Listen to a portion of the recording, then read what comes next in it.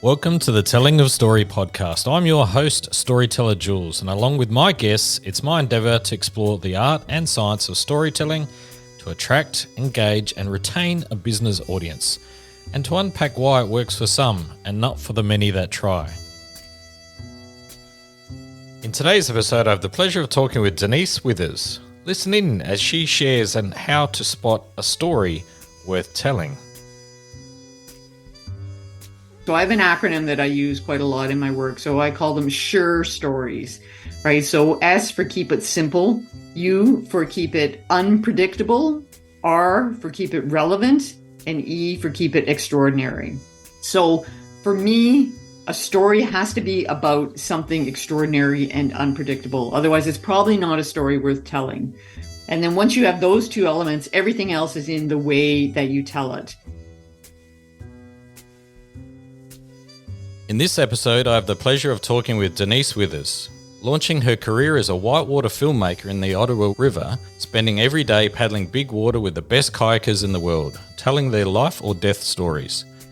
Denise has spent a decade writing, directing and producing marketing and training videos in tech, a decade making 100 plus documentaries, and yet another working as an innovation coach and consultant.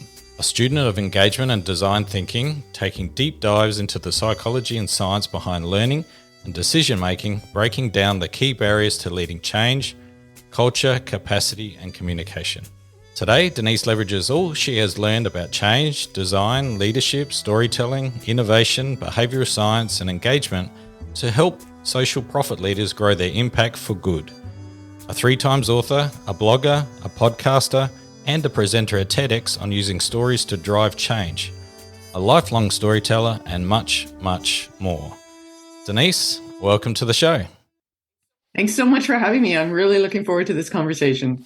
Denise, clearly this conversation could go in absolutely any direction based on your vast experience, but I'd like you to take me back to when you were a filmmaker in the whitewater filmmaker and developing what you call the whitewater mindset. Yeah, it's one of those things in hindsight that I now realize was a really transformational moment for me. So right out of university, I had studied radio and television arts, and I had just stumbled across whitewater kayaking. And so landed my dream job for the summertime, which was making marketing videos for a whitewater rafting company on the Ottawa River, which has some of the biggest whitewater in the world. And the whitewater rafting industry was really just taking off at the time. And I was really fortunate to work with some of the best paddlers in the world. And these people are fearless. They're incredible athletes. And to do what they do, it takes a different mindset. You definitely need to be adventurous. You need to be willing to take risks. But, whitewater can kill you. Any water can kill you. And so a big part of learning to be a kayaker, a whitewater kayaker, is understanding when not to go and when not to paddle and, how to take calculated risks. And I remember one of the best lessons one of my buddies, who's still a friend now, taught me. We were standing at the top of a rapid and we were scouting it. And he looked at me and he said, if you're too scared to whistle, don't go. If your mouth is so dry from fear that you can't whistle, this is not the right thing for you to do. And so spending 6 months working with these people who went on to become the best paddlers in the world, their kids now are all the whitewater champions in the world, really helped me learn a few things. So it was, how do you take calculated risks? How do you learn to support each other?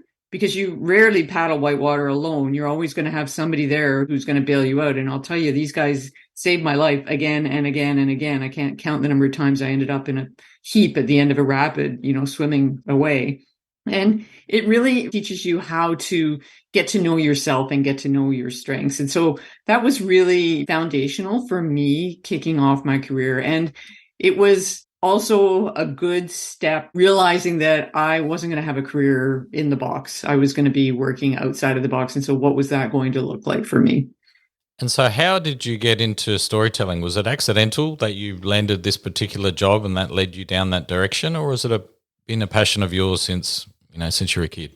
Yeah, I think it was definitely a passion of mine, but I didn't have a framework for it. I didn't really know what it was going to look like. So I wrote when I was in high school. I wrote a lot when I was studying at university. I was really interested in I was calling at the time the mini documentary. And so we see it now, and it's kind of like the news magazine style, the 5 or the 6 minute story. And here in Canada, W5 was doing a lot of that kind of work. So I was really interested in that kind of storytelling, but I didn't think of it as storytelling at the time. I thought of it more as reporting or journalism.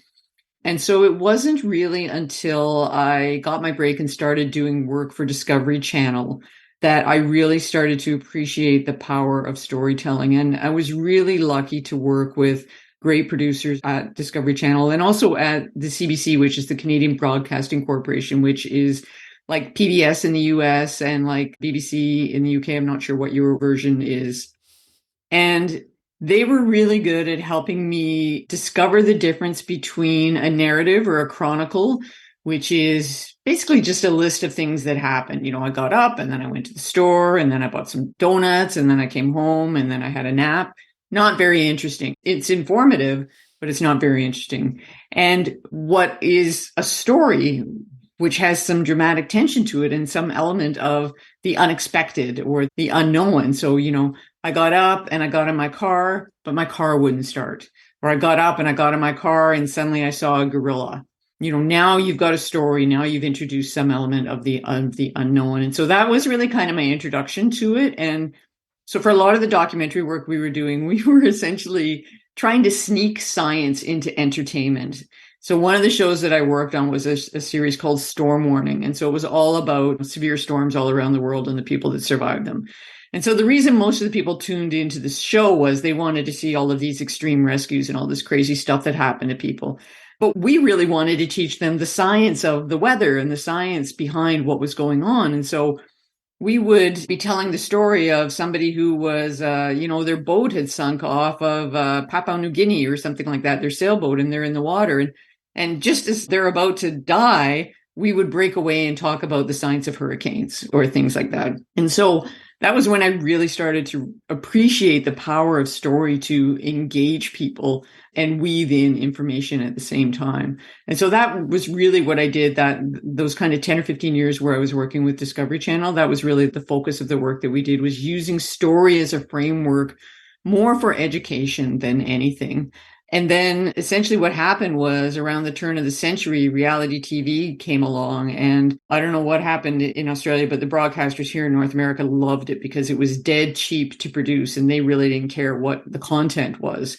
So I tried to do it. I worked on a few series for a while and it just really wasn't satisfying for me. And so I took a step back and I said, okay, what was the piece that I really loved about the documentary work? And it wasn't just the storytelling, it was the education piece. And that's what led me back to grad school, to start to say, okay, there's all these new digital technologies coming along. How are we going to use them for education? And that's when I discovered that, having worked in TV, and especially at a time when VCRs were something new, PVRs didn't exist, people watched a lot of live TV. We had to be engaging. We had to create engaging content, because if you didn't, people had their remote control and they clicked and they changed the channel and you essentially lost your job. So when I got to grad school, I realized that I had this skill that nobody else had. And it was this thing called engagement that nobody was talking about at the time. And so that's what I decided to do my Master of Science research on, was engagement. And in fact, there was no academic research available at all into what engagement was or how you created. So that's what I ended up studying for a few years and came out with some design guidelines for how you create engagement. And of course, along the way, discovered that story is the most powerful tool that we have to get and hold people's attention, because of the way we're wired, because of the way that we process stories. And that's kind of how it all started to come together for me. So that was I left grad school in 2007. And so now using that new knowledge has really been the focus of the work that I've been doing since then. So as part of documentaries, obviously documentaries need to be incredibly engaging, particularly in a time, as you described, when it was live TV and people had a remote control. So not only does that have to be super engaging, so that's one really strong aspect that needs to be there. But there's a second part to documentary as well. There's obviously getting it across the line within the organisation. So, if you're working for the Discovery Channel, not every documentary gets produced, I imagine. So you have to pitch your idea and come forward with concept that's going to grab somebody's attention. So what did you learn through that process about using stories to actually get an idea across? That's all very true. And that wasn't part of my job. Okay. So I was really lucky to work primarily as a writer director. So somebody else did that work. So they pitched Discovery Channel, they pitched the series, they put together the package, and they got the money. And then they brought me on as the creative to tell the stories. So you're absolutely right. And that's a lot of the work that I'm doing now, is using stories to pitch. But it was not part of what I did as a documentary. I only executive produced a few of my things. And it was hard work. And the other thing I will say, looking back, I realize now I've got a little bit of a chip on my shoulder, because I had a business partner at the time. She and I pitched a lot of incredibly compelling stories, and we didn't get a nibble, because it was very much a boys' world, a boys' market, old boys' school at the time. And so I felt grateful actually to be able to do the work that I was doing. I was the only woman doing a lot of the work that I was doing, and there was no way that I was going to be able to crack that glass ceiling to actually be able to sell my own stories. The couple that I did sell, they were such compelling stories. It was frankly pretty hard to screw it up. But again, and I will say, and this is maybe not what your audience wants to hear, maybe not what you want to hear, but I still believe that pitching is more about relationships than having a good story right now. So yes, if you don't have the relationship, a story is a great tool to have. But I think there's a lot of ways that you can use stories to build the relationships before you come in cold with a pitch. I think that would be my order of operations, would be build the relationship first and then come in with your pitch. And using stories is a great way to build those relationships. So tell me a little bit about perhaps a story that you told that had the most impact. Yeah, so this was actually not a Discovery Channel project. This was in, I think it was 1996. I don't know how much you know about the Rwandan genocide and what happened in the mid-90s. Canada had some peacekeepers there when everything happened, and there was a Canadian general named Romeo Dallaire who was in charge of the peacekeeping mission in Kigali when the genocide happened. And essentially what we found out, at the time, what we found out the rest of the world after the fact was they knew what was coming. They had enough intelligence to know the massacre was coming. They warned the UN what was coming, and they were ordered to stand down. So they were essentially ordered to stand and witness a genocide. And there were not very many of them. There were only like 6 or 10 of them. And it just destroyed them personally as human beings. And then, after the genocide, the worst of it was over, Canada also sent in a lot of peacekeepers to deal with the aftermath. So it was things like finding mass graves, trying to find war criminals, basically put life back together for the people of Rwanda. So when General Dallaire came back to Canada, he had become suicidal. It was just such a traumatic event for him. And he made it his mission to get the Canadian Armed Forces to do more to prepare and treat Canadian soldiers and personnel for post-traumatic stress disorder. It really wasn't something that was recognized at the time. It was one of those things where you were just expected to suck it up and walk it off and just not talk about it. And so he hired one of my clients, a production company, to produce a documentary about what had happened and what his personnel had gone through in Rwanda. And he gave me unlimited access to all of their footage. They had video crews on the ground the whole time, so they had incredible footage. And we also got quite a lot of news access. And then I did interviews with his people. And I had my first conversation with him. And again, I was the only woman in the room. And we were sitting and he looked at me and he said, "Who are you?" And I said, "I'm going to direct your documentary." And the only thing he said to me was, he looked me in the eye and he said, "If you don't make the audience cry, you've failed." I said, "All right." And it was pretty hard not to cry. We all cried through the interviews. Everybody who was being interviewed cried. One fellow actually had a breakdown right on camera. We had to stop rolling and he walked straight into a treatment center. It was just really, really horrific stuff. And so the documentary became mandatory viewing for everybody in the Canadian Armed Forces. And it did what he wanted it to do, which was it forced a policy change to start to train forces, people who were being deployed overseas, to be better prepared for those kinds of situations. And it also put supports in place for post-traumatic stress disorder. So it was a really, really transformational piece of storytelling. And I mean, it changed me forever, just having to go through that and live through the story secondhand. And so that particular story, how did he go on to then get some of those policy changes? Was there an actual set of steps that he took to take those stories out to the right people to make sure the story was told? Or did he just let it air and then it sort of grew on its own? I think it was a bit of both. So he was a relatively senior ranking officer, so he would have had a fair bit of power to do that.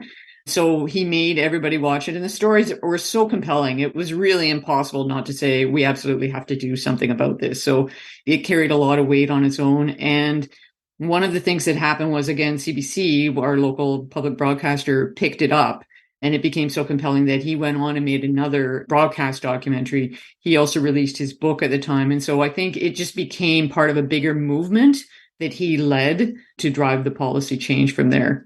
Sounds like an incredibly powerful story. And is it still available? Is it something people can find and see anymore? No, it's not. And probably for good reason. I don't think, D&D really wants it out there. It would not be one of their finest moments. And it's not, they've come along, to their credit, they've come a long way since then. So, it's not, it was something that came out before the days of digital when everything lives forever. So, yeah. Shifting gear just a little bit, take me forward now to some of the work that you do in sort of leadership development, and how do you use stories to build leaders and to get leaders out in front? Yeah, so one of the things that I've come to realize over the last few years, and we're seeing a lot of scientific evidence for this and a lot of business research as well, is that despite the fact that we like to think of ourselves as rational beings, we're not. We make decisions primarily based on emotion, which is essentially the stories we tell ourselves about a thing. And then we rationalize or justify those decisions with facts. And so one of the things that I'm trying to do through my work with leaders is help them recognize that, essentially being a leader means you're trying to make change. You're trying to move people from one place, the status quo, to a better place. So helping them see the power of story to do that. And that doesn't mean just starting with a blank slate and starting with your vision of happily ever after. It also means that you have to recognize that people are already telling themselves stories about a thing. So whether you're looking to do digital transformation within your organization, or you're looking to develop a new climate action plan, or you're taking over, you're merging with another organization, there are already stories at work within your organization about what people believe is going on.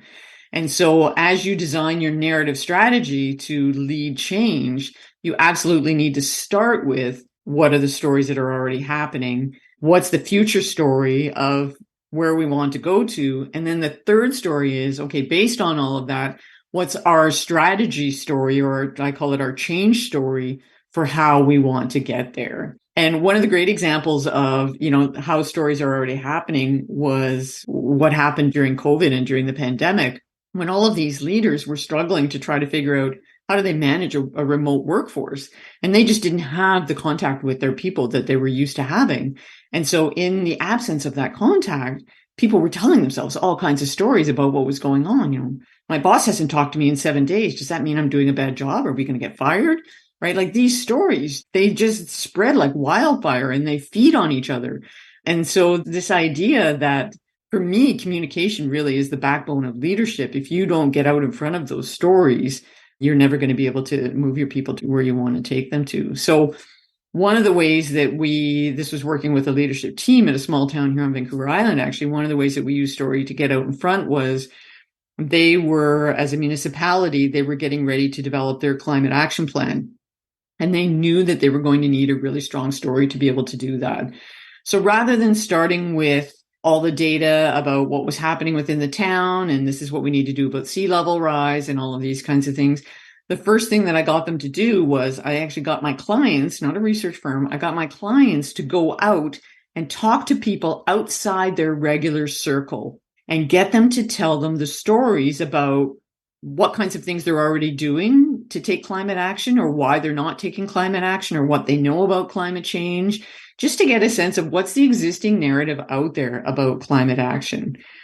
And that was transformational for my clients. They came back with all kinds of new knowledge, because it turned out the audience they were going to have to engage wasn't where they thought they were at all. In some ways, they were much farther ahead, and in other ways, they were not nearly as far along.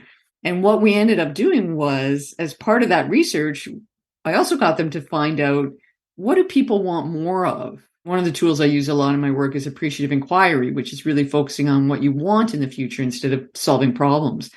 And so what people want more of is the same as what everybody wants. They want more time. They want more money. They want, time with their friends. Here on Vancouver Island, they want to spend more time in nature.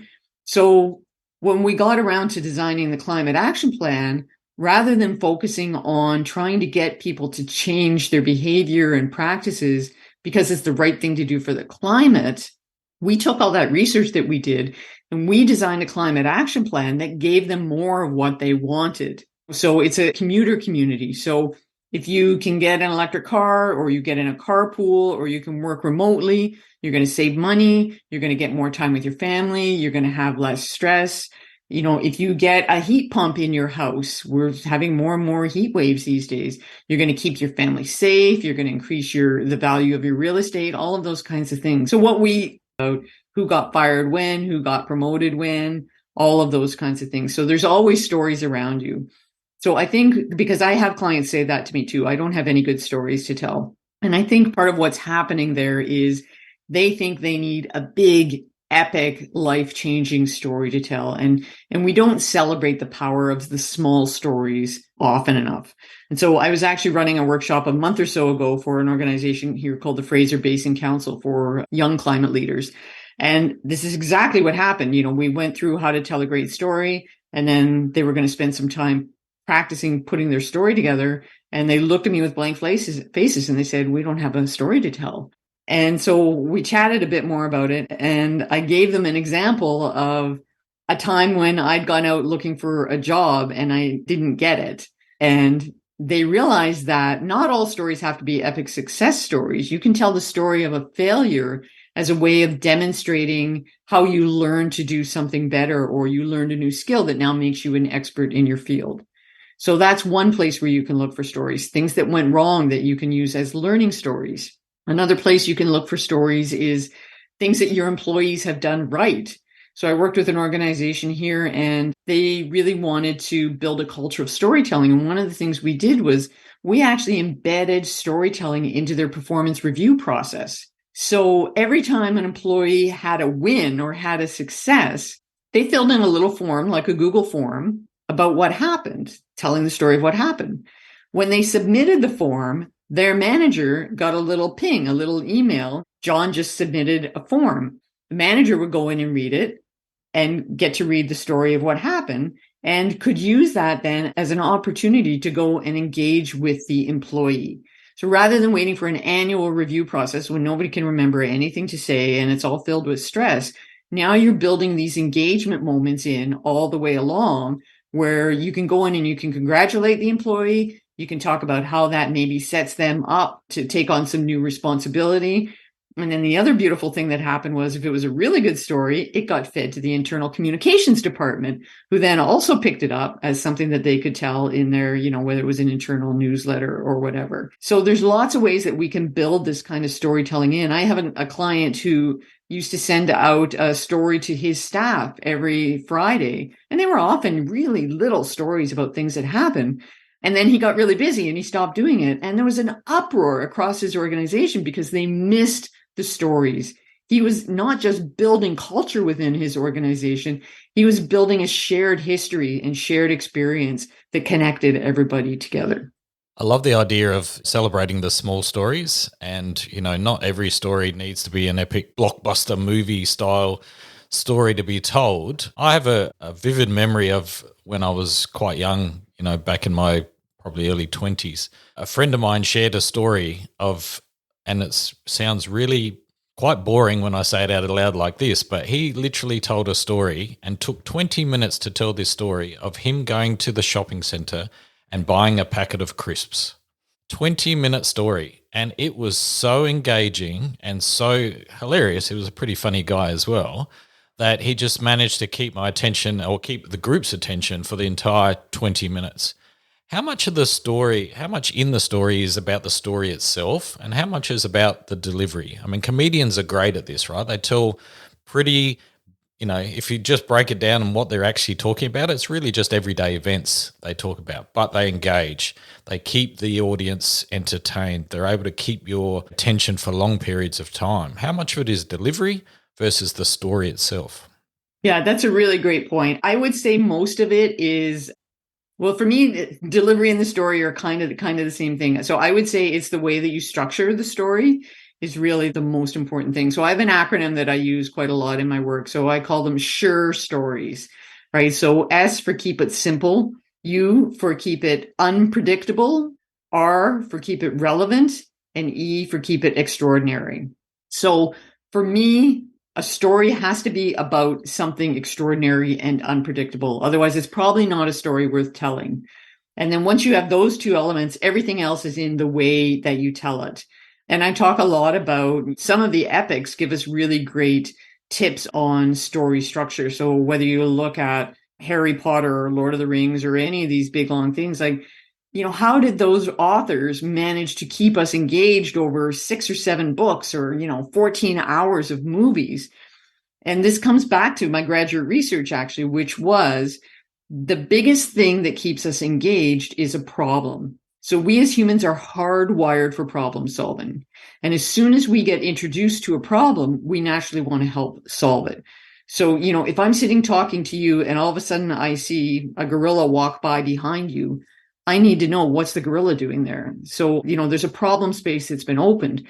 And so as we're listening to somebody tell us a story, there's a problem in the story. That's how I define a story. Every story describes a hero's experience of solving a problem. So as we're listening to the story, we hear the problem and we get drawn into it. And as somebody's telling us a story, we're mentally playing along with the hero, trying to figure out how they're going to solve the problem. If I were them, I would do this, or I wonder if he's going to do that. And so the open problem space is how you keep engagement going. The minute the problem is solved, engagement ends. And that's like cognitive science. That's not just me making it up. That's how the brain works. And so if, as your friend did, you want to keep people engaged over a very simple story, you need to keep expanding or shifting the problem as the story goes along, or introducing a new problem to keep people going. So The Lord of the Rings starts out with a very simple problem. The Hobbit comes into possession of the Ring of Power and knows that he has to keep it away from the bad guys. Well, that problem evolves and evolves and evolves. Initially, Gandalf the Wizard says, I'm going to go figure out what to do. You meet me in the village of Bree. And Frodo puts the ring in his pocket and says, I can cut across country easily enough. And so Frodo thinks his initial problem is just to get to the village of Bree. The wizard's going to have an answer, and that'll be it. Well, of course, that's not what happens. He runs into the bad guys along the way. He almost gets killed. And when he finally gets to the village of Bree, the wizard's not there. Now Frodo's got a new problem, right? And this is what goes on over 13 hours of movie. And this is how we stay engaged. And so really good storytellers know how to keep that problem space open. That's how we keep people engaged. I'm glad you went there, because in a business context, one of the things that I talk to my clients about is to help people identify the problem right up front. What is the problem that you are solving for that particular person? And if once somebody is aware of a problem, like once you know something is wrong, you've got 2 choices. One is to completely ignore it. But if it's painful enough, if the problem is big enough, they've got no choice other than to fix it. And if you're there taking them along that journey and helping them along that path, then you're obviously in a key position to help them solve that particular problem. So starting with the problem, to me, is huge. And it's a part of your story is actually helping those that maybe are unaware of the problem that they might have to bring it to the awareness, so that then they have the choice to solve it or not. And the bigger the problem, the more likely it is they are to solve it, to want to. Yeah, I love that. And, we could have another whole conversation about this idea of narrative intelligence, which is our ability to use stories to help us solve problems. And that's actually what I go into in my TEDx talk. And so that's where a lot of my work combines this idea of design thinking and storytelling, because they're both about problem definition. Problem definition is the key to everything. Einstein has a great quote that says, if I had an hour, to solve the world's biggest problem, I'd use 59 minutes to figure out what the problem is and 1 minute to design the solution. The hardest part isn't coming up with solutions. The hardest part is figuring out what problem do we really need to solve.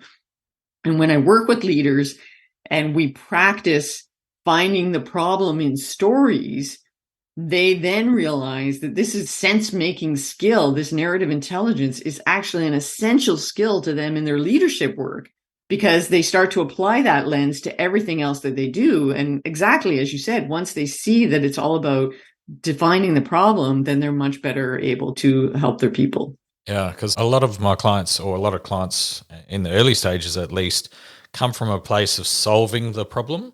But if somebody doesn't know they've got the problem, or they don't believe they are the right person, or the problem isn't strong enough in their world, then it doesn't matter what the solution looks like, because I don't want it. And if I don't want something, I'm not going to engage. I'm not going to listen to your entire pitch if I don't believe I'm the right person to be speaking to, if I don't believe that I have that particular problem. And so the narrative is never about you, as in the business. It's never about what you can do at the end. That comes once you have predefined that you are speaking to the right person with the biggest problem that they have, and it's a priority problem that they want to fix. Without those key ingredients, you're going to struggle to keep them engaged. You're not going to get the chance or the opportunity to continue that conversation, speak further on, and help them solve that problem if they don't believe they have it in the first place.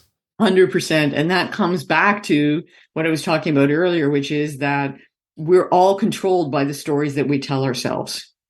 And so if you don't know what stories your clients are already telling themselves, you don't stand a chance. And so the only way that we can so stories control everything that we think, say, and do. So the only way that we can make change, and change includes getting them to buy your thing or change their behavior or do something differently. The only way we can make change is to change the stories that they're telling themselves by offering them a better story of the future. Absolutely. And if you don't get that as a leader, you're never, ever going to be able to get people to change. So if you had the opportunity to speak to some people that perhaps were early in the stage of redefining storytelling in their enterprise, in their business, whether it's at the CEO level, whether it's at the entire business level, what sort of advice would you give a company or a person who's maybe just getting started and wants to do better at this? And where do they look? What do they start with? What are the few hints and tips you could share? I think the first thing I would encourage you to do, especially if you're trying to build a storytelling culture, is to just open up spaces for storytelling to happen. Because people are dying to tell their stories. You can't shut them up once you give them space to do that. And so if you're running a meeting or you're running a workshop or hosting a lunch or anything like that, my favorite activity to kick things off is I just call it a story share. And it's just 5 minutes, work in pairs and tell each other about a time when you did blah. Your favorite meal that you had, the best trip that you had, or a time you ran into trouble on a trip. And just try that and see what happens to the energy in the room. It's phenomenal, right? The energy in the room just goes through the roof. And so just doing that with a group of maybe story non-believers is a really great way to make the power of story visible. So that's a good thing that you can do. The other story listening activity you can do is to ask people to share hidden stories about the organization. So I just did this with a big organization here where we were talking about, they were just rolling out their strategic plan, and we were talking about the stories that control their culture and how hidden they were. And the director of people and operations piped up and she said, oh my God, she said, you're so right. When I was onboarded, I spent 3 days going through the process of here's how the organization works. Here's all the processes and everything. She said, and then the minute that I walked out of the room, somebody pulled me aside and told me how things really work. Told me all the stories of what really goes on behind the scenes. And that lit everybody up. They all had stories about how the organization really worked that weren't written in any manual. So that's another invitation that you can put out there. And then I guess in terms of practicing telling your own stories, again, look for really small, safe places where you can practice. Practice with your team, practice with your family. practice just telling really small stories, and remember to always look for the unsolved problem and think about keeping that open. So those are a few of the things that you might want to try. I love that advice. Opening up space to tell stories. I have something similar where I tell people that everything is a story. Every day is a story. You just got to be open to it. You just got to listen for it, and you got to keep your options open, right? Be ready to listen for that story and then capture it somehow so that you can then have the opportunity to tell that story. I love story in culture and how it helps build, camaraderie in within an organization. But what about telling your story externally? A lot of people are quite afraid to tell these micro stories, these personal stories externally. Tell me a little bit about that and what advice you give it to somebody. I always talk about a lot of organizations are the world's best kept secret because they don't share their stories. They might have the best product in the world, but the best product in the world never really seems to stick. Tell me a bit about telling stories externally. Yeah. And so a lot of the work I've been doing the last couple of years has been with, I call them innovation companies. And for exactly the reason that you just talked about, which is, we need all hands on deck if we're going to save the planet. And the last thing we need is great companies going out of business because nobody knows about what they're doing. So they do need to get out and tell their stories. I think there's a few reasons that they don't do it. One is that they're just too busy. To tell a great story, it actually takes time. As you and I know, it is a craft, it is an art. And so it takes time to build that story and get it right. And they just don't have the time or money or resources to invest in doing it. So that's one barrier. But I think the biggest barrier is either as an organization, the best stories include a failure. They include the obstacles that you had to overcome along the way. And we've been brought up to think that talking about things going wrong makes you look weak and makes you look bad. When in fact, every origin story for every product pretty much comes from something that went wrong or a problem that needed to be solved. So whether you're doing it as an organization or you're doing it as an individual, telling the stories of how you overcame an obstacle are ways for you to build up credibility in the eyes of your audience to show that you can overcome adversity. You have the smarts and the skills to be able to do the tough work that needs to be done. And that because of that, you've been able to create this one-of-a-kind solution that the world desperately needs. So I think it's finding a way to walk through that fear of making yourself vulnerable, being willing to be different and be personal is very scary for a lot of people. And we're seeing more and more people try to do that. And it's a relatively new thing for me too. A lot of my writing and blogging over the last couple of years has been much more personal. And it's actually, I found it very empowering to start to share my stories from my career and start to share a lot of what I've learned. But it took some time for me to get comfortable doing that. And one of the biggest things that I've learned doing it is it's a key differentiator for me. How many other storytellers do you know came from a whitewater background? All of those kinds of things. And so those are some of the reasons to tell your stories. Stories make you memorable. Going back to the cognitive science of it all, the way that we process and store information is we do that in the framework of a story. So if you tell me a story about a personal experience you had, that's how I'm going to remember you. If you just tell me some fact, I'm not going to attach that to you and I'm not going to remember you. So, it's just a matter of practice and really getting comfortable with it, trying to maybe work with a trusted audience a little bit, to get more comfortable and see what resonates and what doesn't. But really acknowledging that your story is your brand. And if you're not willing to tell your story, you're never going to survive in today's marketplace. Denise, that's fabulous advice. I've so enjoyed having our conversation. I think you and I could talk about storytelling for about a decade, and that would make this podcast way too long. Love to have you back someday, and perhaps we could continue this conversation. Where could the audience find out a little bit more about you? Yeah, you Google Denise Withers, you're going to find me all over the place. So you can go to LinkedIn, find me there. My website is denisewithers.com. I've been publishing a lot now. So I have an online leadership journal called The Quest for Good. So that's QWEST for good.com. My podcast has the same title, so you can check that out. That's stories of innovation leaders and how they overcome obstacles to make change. So yeah, I'm kind of all over the place. Just Google away and you'll find me somewhere and you'll find some of my stories there too. Thank you, Denise. I appreciate you. Thank you so much for the work that you're doing and for really helping businesses and leaders out there discover the power of stories.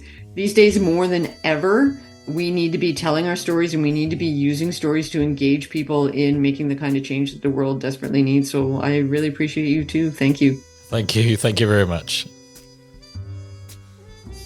I thoroughly enjoyed my chat with Denise. She shared some interesting insights. If you get a chance, check out her TEDx talk on narrative intelligence.